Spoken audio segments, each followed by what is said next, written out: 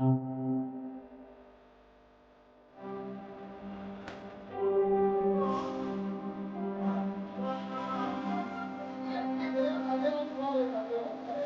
উল ফিতরের দ্বিতীয় দিনও গাজায় হামলা অব্যাহত রেখেছে ইসরায়েল। সোমবার তাদের হামলায় অন্তত ৩৪ ফিলিস্তিনি নিহত হয়েছেন। এর আগের দিন দখলদার বাহিনীর হাতে প্রাণ হারিয়েছিলেন অন্তত ৬৪ ফিলিস্তিনি, যাদের মধ্যে বেশ কয়েকজন শিশুও ছিল। সোমবার বিকেলে গাজার একটি আবাসিক ভবনে বিমান হামলা চালায় ইসরায়েলি সামরিক বাহিনী। এ সময় বাড়িটিতে একটি পরিবারের সদস্যরা ঈদের শুভেচ্ছা বিনিময়ের জন্য একত্রিত হয়েছিলেন। হামলায় পুরো পরিবারই নিহত হয়েছে। হাসপাতালে স্বজনদের আহাজারি ও শোকের দৃশ্য ছিল হৃদয় বিদারক। যারা বেঁচে গেছেন তারা হাসপাতালে এসে স্বজনদের শেষ বিদায় জানাচ্ছিলেন। নিহতদের মধ্যে নারী, শিশু ও বৃদ্ধরাও ছিলেন। হাসপাতাল সূত্রে জানা গেছে, হামলার পরপরই ১০ জন নিহত হন, যাদের মধ্যে ৩ জন শিশু রয়েছে। ৪৫ মিনিট পর আরও এক নারীর মরদেহ উদ্ধার করা হয়। এই হামলায় মোট ১২ জন নিহত হয়েছেন। ধ্বংসস্তূপের নিচে আরও মরদেহ থাকার আশঙ্কা করা হচ্ছে। আল জাজিরা আরবির বরাতে জানা গেছে, দক্ষিণ গাজার খান ইউনিসে ইসরায়েলি হামলায় ফিলিস্তিনি সাংবাদিক মোহাম্মদ সালে আল বারদাউই, তার স্ত্রী ও ৩ সন্তান নিহত হয়েছে। এর আগে রাফায় বসবাসরত ফিলিস্তিনিদের আল মাওয়াসি এলাকায় আশ্রয় নিতে নির্দেশ দেয় ইসরায়েল।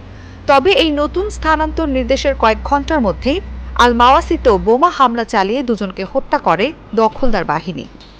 গাজার স্বাস্থ্য মন্ত্রণালয়ের সর্বশেষ তথ্য মতে, ইসরায়েলের হামলায় এখন পর্যন্ত ৫০,৩৫৭ জন ফিলিস্তিনি নিহত হয়েছেন এবং আহত হয়েছেন ১,১৪,৪০০ জন।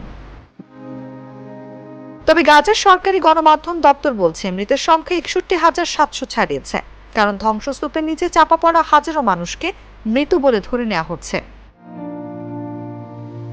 লেবাননের রাজধানী বৈরুতের দক্ষিণ উপকণ্ঠ দাহিয়েতে শক্তিশালী বিস্ফোরণের শব্দ শোনা গেছে। নভেম্বর মাসে হিজবুল্লাহর সঙ্গে যুদ্ধবিরতির পর এটি দ্বিতীয়বারের মতো ইসরায়েলের হামলা।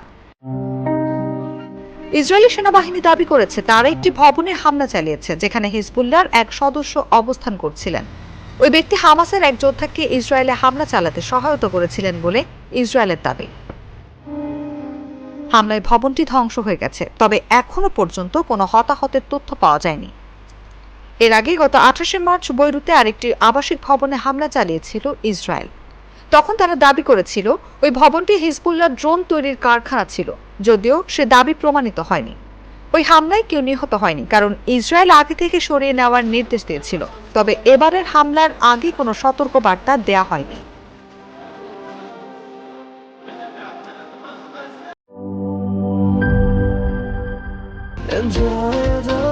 চলো উড়াই খুশি তুলে নিয়ে হাতে,